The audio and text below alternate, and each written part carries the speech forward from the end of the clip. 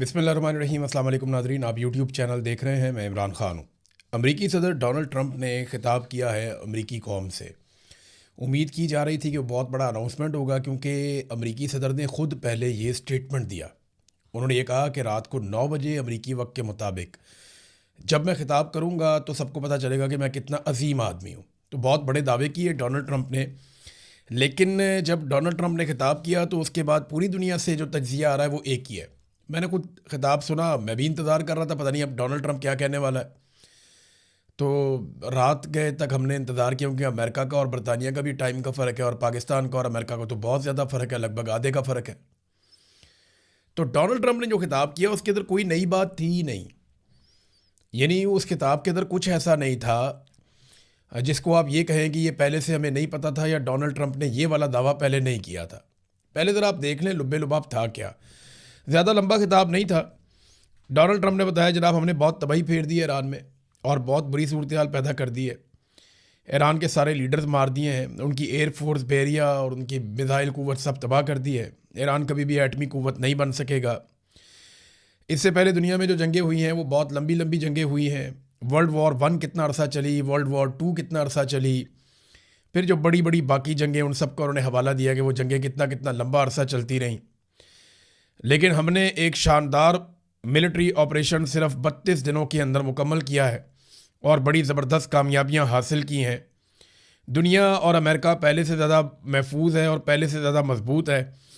ये epic fury का जो ऑपरेशन है, इसका नाम इन्होंने एपिक फ्यूरी रखा था ऑपरेशन का, जो इसराइल ने और अमेरिका ने मिलकर किया था ईरान के ऊपर। ये शानदार कामयाबियां हैं। अब लगता ये था कि शायद डोनाल्ड ट्रंप कोई जंगबंदी का ऐलान कर देगा। बहुत सारे लोग ये कह रहे थे कि जंगबंदी का ऐलान नहीं भी करेगा तो डोनाल्ड ट्रंप इसका इशारा दे देगा। डोनाल्ड ट्रंप ने ना तो जंगबंदी का ऐलान किया वाज़े तौर पे, ना कोई उसका ऐसा इशारा दिया जिसकी बुनियाद पे हम आज ये कह सकें कि जंगबंदी होने वाली है। लेकिन डोनाल्ड ट्रंप की बातों से ऐसा लगता है जैसे वो जंग से जान छुड़ाना चाह रहा है। वो कह रहा है जी मुझे बहुत कामयाबियाँ मिल गई, मैं तो बहुत कामयाब आदमी हूँ, और अमेरिका को तो मैंने जितवा दिया है, अमेरिका तो जीत गया है, अमेरिका तो बहुत आगे निकल गया है, हमने अपने मकासद हासिल कर लिए हैं, बस थोड़े से रह गए हैं, कुछ अर्सा और होगा। फिर मज़ीद बड़े हमलों का इंदिया भी दिया कि ज़्यादा लीथल अटैक किया जा सकता है अमेरिका की जानिब से और इसराइल की जानिब से ईरान के ऊपर। ये उन्होंने इशारा दिया। लेकिन जो असल बात है जिसका दुनिया इंतज़ार कर रही थी कि शायद कोई जंगबंदी का अनाउंसमेंट हो जाएगा, जिससे लोग कहेंगे कि ट्रंप तो बहुत अजीम आदमी है, अपना काम करके निकल गया और क्रेडिट भी नहीं लिया। और दूसरा एक ये तवक्को की जा रही थी कि हो सकता है कि डोनाल्ड ट्रंप नेटो से निकलने का ऐलान कर दे कि जनाब अब हम नेटो का हिस्सा नहीं है। लेकिन डोनाल्ड ट्रंप ने वो ऐलान भी नहीं किया। इसका मतलब यह है कि डोनाल्ड ट्रंप जो कहना चाहता था वो कह नहीं पाया। इसकी वजह क्या हो सकती है?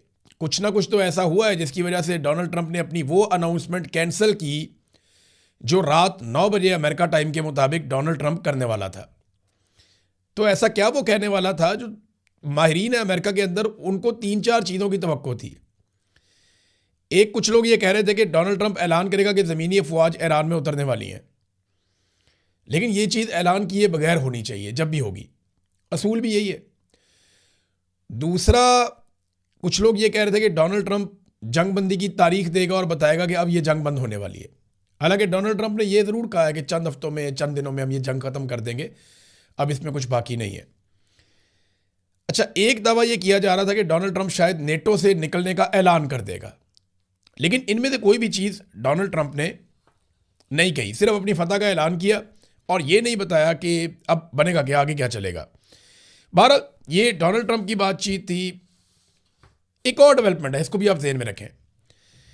जिस वक्त डोनाल्ड ट्रंप ने यह कहा ना कि, क्योंकि इससे पहले डोनाल्ड ट्रंप ने एक स्टेटमेंट दिया था पब्लिकली। डोनाल्ड ट्रंप ने कहा कि ईरानी सदर ने जंगबंदी की दरख्वास्त की है, और यह कहते हुए उन्होंने दावा किया कि ईरान में जो नया रजीम है उसके सदर ने। तो मेरी और आप सबकी इंफॉर्मेशन के मुताबिक तो जो इस वक्त ईरानी सदर हैं ये तो पुराने रजीम में भी थे। आयतुल्लाह अली खामनाई जब सुप्रीम लीडर थे ईरान के, तब भी यही सदर थे ईरान के। और आज जब मुश्तबा खामनाई ईरान के सुप्रीम लीडर हैं, उनके बेटे तो यही सदर हैं ईरान के, तो ये तो रजीम तब्दील नहीं हुआ, ये तो वही आदमी है। अब्बास अरागची जो है वज़ीर ख़ारजा, वो भी वही हैं।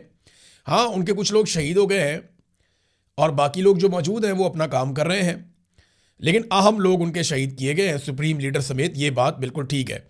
अच्छा, ट्रंप ने कहा कि जी ईरानी सदर ने जंगबंदी की दरख्वास्त की है, जबकि ईरानी सदर ने इसके बाद अमरीकी अवाम को एक ख़त लिख डाला, क्योंकि ईरान को एक बात समझ आ गई है कि डोनाल्ड ट्रंप बाहर से दबाव में नहीं आ रहा। ना वो अक़वाम मुत्तहिदा की बात मानता है, ना वो दूसरे ममालिक की बात मानता है, ना वो नेटो के दबाव में आ रहा है, ना वो यूरोपीय यूनियन का दबाव ले रहा है, ना वो चाइना और रशिया का दबाव ले रहा है। फिलहाल डोनाल्ड ट्रंप को सिर्फ फिक्र इस बात की है कि अमेरिका के अंदर उसके साथ और उसकी फैमिली के साथ क्या होने वाला है। तो इसलिए शायद ईरानियों की अब तवज्जो का मरकज़ अमरीकी अवाम भी है, और वो अक्सर अमरीकी अवाम के लिए पैगाम जारी करते भी रहते हैं। तो ईरानी सदर ने अमरीकी अवाम के नाम ख़त लिखा, और इस ख़त के अंदर किसी किस्म की जंगबंदी का तस्करा नहीं किया। एक ऐसा सदर जो जंगबंदी की दरख्वास्त कर रहा है, वो अमरीकी सदर के मुताबिक वो दरख्वास्त कर रहा है, लेकिन जब वो अमरीकी अवाम को ख़त लिखता है तो उसमें जंगबंदी का तस्करा ही नहीं होता। उसने लिखा, ईरानी सदर ने, कि ईरान ने कभी जंग का आगाज़ नहीं किया, इसके बावजूद कि हमारे मुल्क ने कब्ज़े और हमलों का सामना किया, फिर भी हमने जंग का आगाज़ नहीं किया। ईरानी अवाम की यूरोप, अमरीका और हमसाया ममालिक के अवाम से किसी किस्म की कोई दुश्मनी नहीं है। अब महाजराई करनी है या ताल्लुकात बेहतर करने हैं, इनमें से जो भी चीज़ मुंतखब की जाएगी, यानी जो भी रास्ता आप चुनेंगे, आने वाली नस्लों के मुस्तकबिल का तयन वही रास्ता करेगा। ये ईरानी सदर ने बताया कि लड़ना है या ताल्लुकात बनाने हैं, ये फ़ैसला आप करेंगे, लेकिन इसकी बुनियाद पे हमारी नस्लों का फ़ैसला हो जाएगा कि नस्लों का मुस्तकबिल कैसा होगा। और ये भी कहा कि हमने तो जंग शुरू ही नहीं की। अच्छा, एक और स्टेटमेंट भी दिया ईरानी सदर ने और ईरानी गवर्नमेंट ने। वो बार बार एक और बात कहते हैं कि जनाब, ये जब जंग ख़त्म होगी तो हमारी शराइत पे ख़त्म होगी, अमेरिका की शराइत पे ख़त्म नहीं होगी। ईरानी वज़ीर ख़ारजा ने जो एक स्टेटमेंट दिया वो बहुत इंपॉर्टेंट है इस वक्त। उन्होंने कहा कि हम जंगबंदी नहीं चाहते, बल्कि हम जंग लड़ना चाहते हैं, क्योंकि ईरानी कौम अमेरिका को एक तारीख़ी सबक सिखाना चाहती है। अगर ये जंग बंद हुई तो ये अमेरिका के लिए एक फेस सेविंग होगी, लिहाजा हम इसको किसी मनतकी अंजाम तक पहुंचाना चाहते हैं। तो ईरान तो जंगबंदी चाहता ही नहीं है।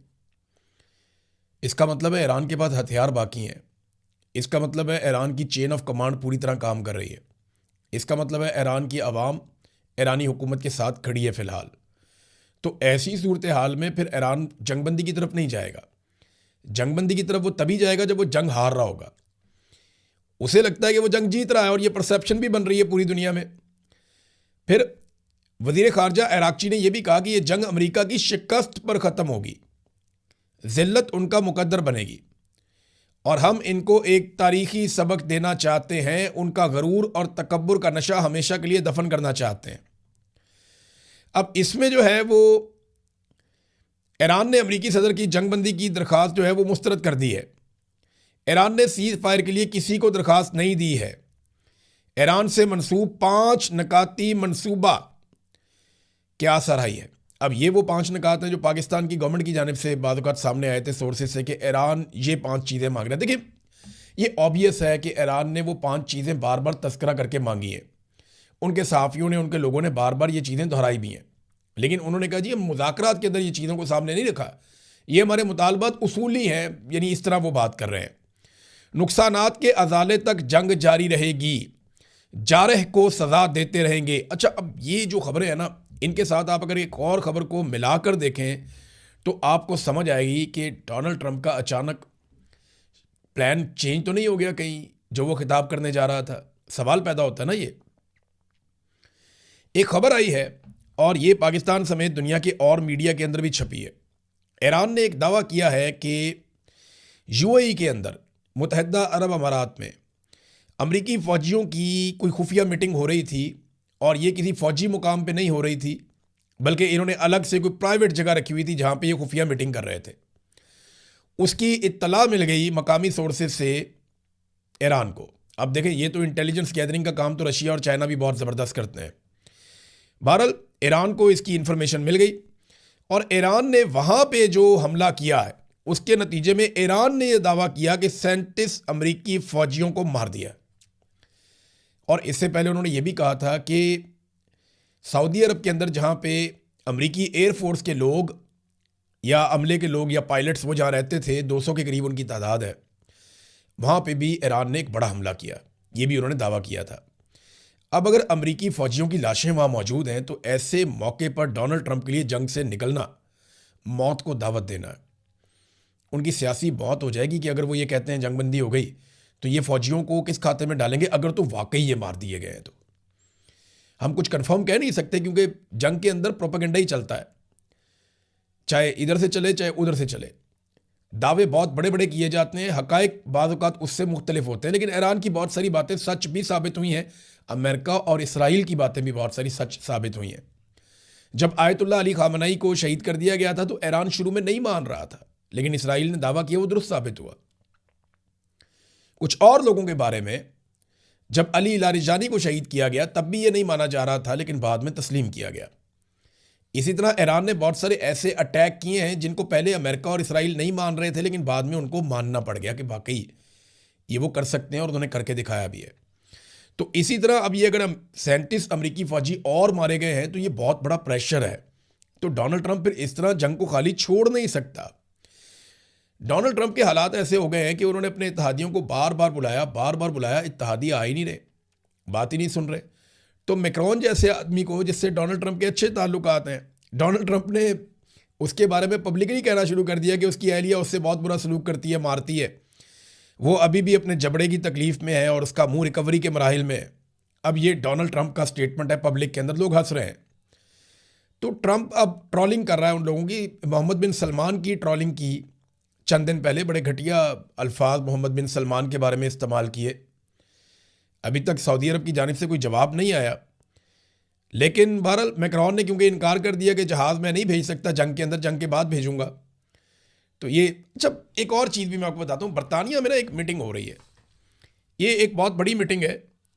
इसके अंदर लगभग 34 ममालिक शामिल हैं। इन 34 ममालिक में जो अहम तरीन ममालिक हैं, मैं उनके नाम भी आपको बता देता हूँ। ये कौन से मुल्क हैं जो इस मीटिंग में शामिल हो रहे हैं। ये आबनाए हुर्मुज़ को खुलवाने के लिए बरतानिया में मीटिंग हो रही है।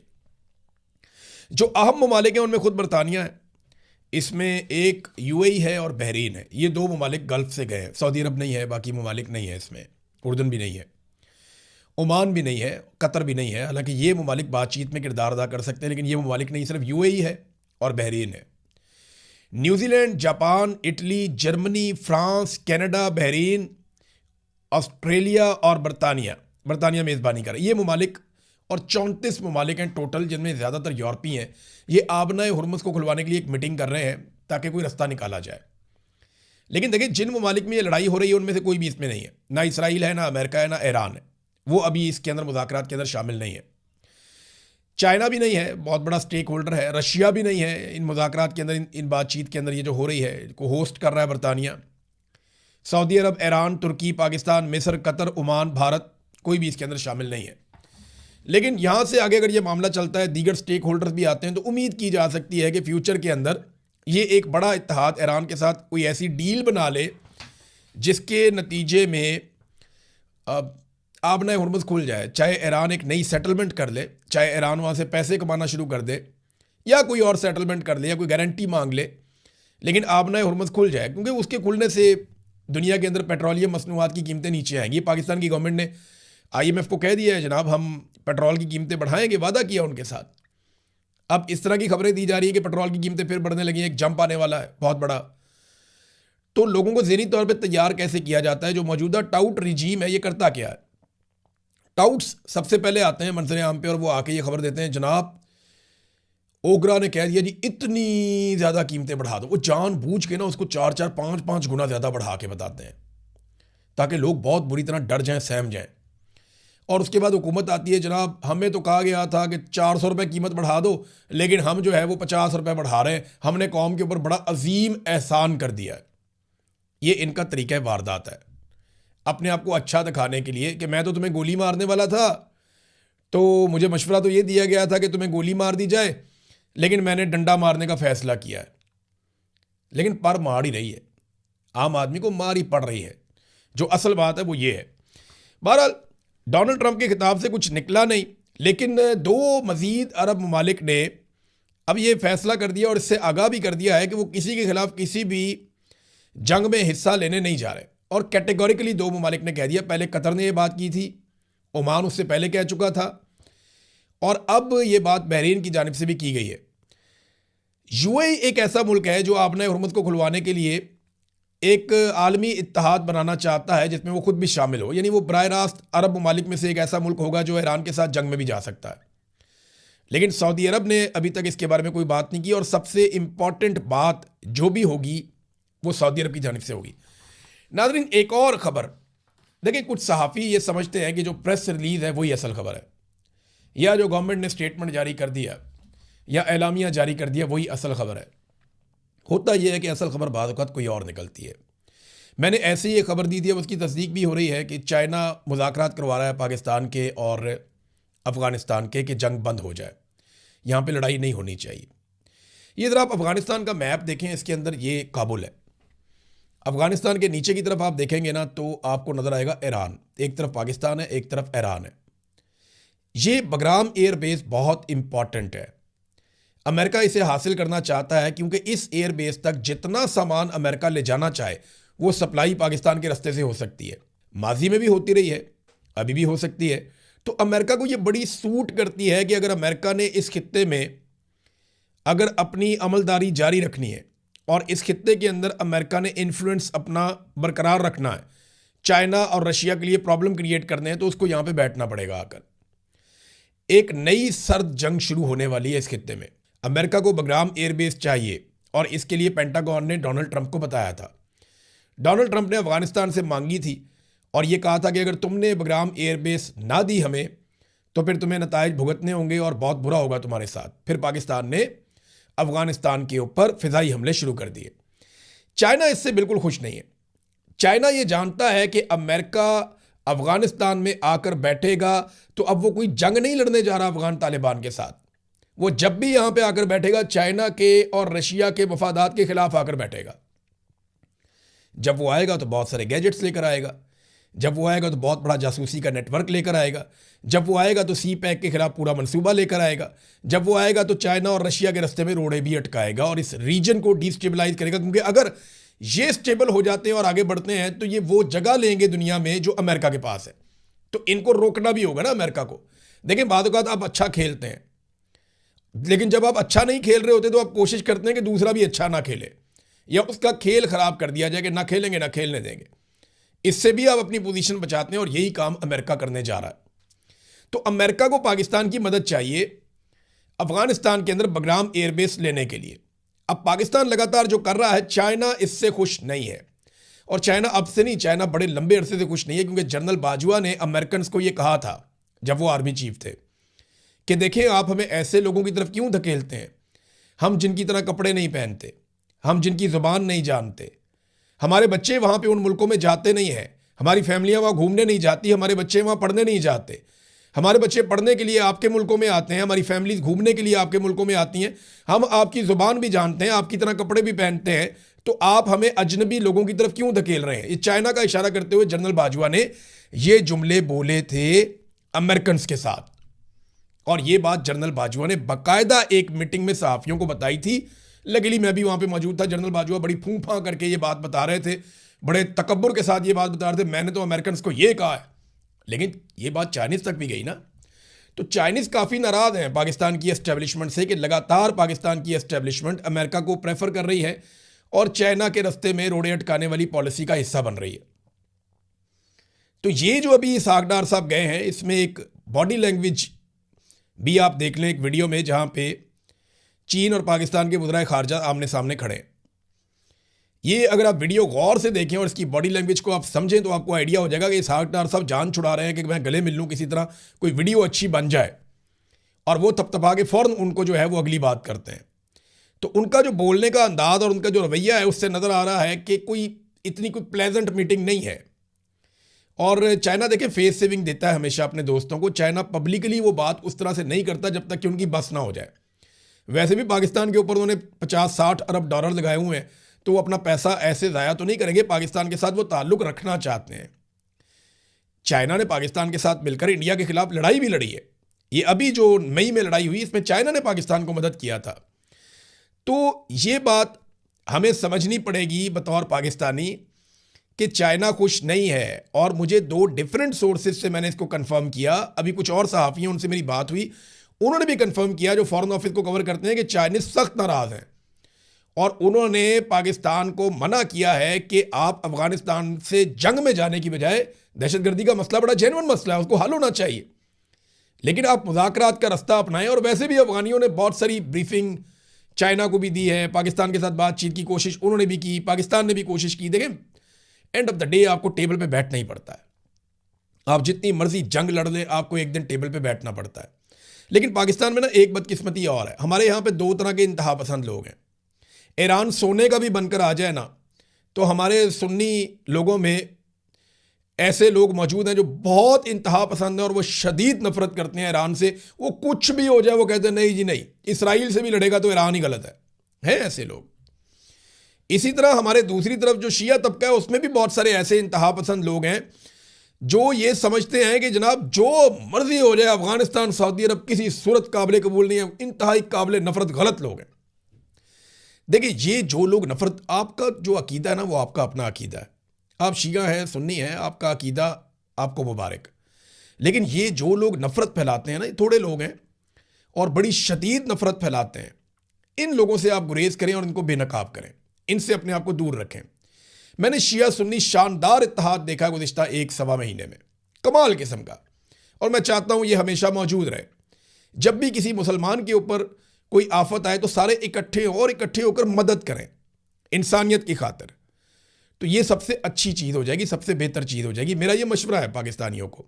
यहाँ पे बहुत सारे लोग हैं जो नफरत फैलाते हैं, हमारे मीडिया के अंदर भी हैं कि जनाब वो शिया सुन्नी तफरीक पैदा करते हैं कि जनाब ये, वो कहते हैं जी वो अफगानी बहुत बुरे हैं, वो कहते हैं जी ईरानी बहुत बुरे हैं। तो नहीं, ऐसा ना करें, ये ज़्यादती, अपना अकीदा अपने तक रखें और नफरत फैलाने से गुरेज करें। तो नादरीन, चाइना को ये लगता है, और ये बात रिपोर्ट भी होती है, कि जब से अमेरिका ने बगराम एयरबेस मांगी है तब से पाकिस्तान अफगानिस्तान के ऊपर हमलों पे हमले कर रहा है और ऐसी ग्राउंड तैयार की जा रही है कि अमेरिका को इस खित्ते में घुसने का मौका मिल जाए। अब अगर ये मौका मिलेगा तो पाकिस्तान के बगैर तो मिल नहीं सकता, और ये चाइना के मफाद के खिलाफ है। तो इसीलिए जो है वो चाइना का एक रिएक्शन है, और आने वाले दिनों में आप देखेंगे शायद पाकिस्तान की पॉलिसी बेहतर हो जाए इसमें। लेकिन हम कुछ कह नहीं सकते, क्योंकि देखें, पाकिस्तान के ऊपर अमरीकी दबाव से बड़ा दबाव कोई भी नहीं होता। बेशक हमने चाइना के बहुत पैसे देने हैं, लेकिन IMF के उससे भी ज़्यादा पैसे देने हैं, तो अमरीकी दबाव भी अपना काम करता है। आलमी लेन देन में जो चाइनीज़ युआन है उसके ज़रिए से रोज़ाना जो तजारत होती थी वो 600 से 750 अरब युआन की तजारत होती थी, ये ट्रेड होती थी दुनिया में। मगर मार्च के मिड से लेके अब तक ये हैरत अंगेज़ तौर पे बढ़ गई है और लगातार बढ़ रही है, और अब 940 अरब युआन तक पहुंच गई है रोज़ाना। इसका मतलब क्या है? इसका मतलब ये है कि ईरान के साथ अमेरिका की जंग ने डॉलर की जगह पे युआन को कुछ फ़ायदा दिया है, और अगर ये सिलसिला यूं ही चलता है तो कल को यूरो भी आएगा, कल को पाउंड भी आएगा, कल को ये चाइनीज़ युआन जो है ये और ज़्यादा तगड़ा हो जाएगा। तो पेट्रो डॉलर अगर कमज़ोर होता है तो अमेरिका के लिए बड़ी मुश्किलात बढ़ जाएंगी। तो ये वो सारी चीज़ें हैं जो लगातार डोनाल्ड ट्रंप को परेशान कर रही हैं, और अमेरिका के अंदर जो परसेप्शन बढ़ रही है वो बड़ी खौफनाक है। वॉशिंगटन पोस्ट ने डोनाल्ड ट्रंप के 100 दिन के अंदर 492 झूठ पकड़े हैं। इस पे बात करेंगे बाद में। अब तक इतनी, अपना ख्याल रखिएगा, अपने चैनल का भी। अल्लाह हाफ़िज़।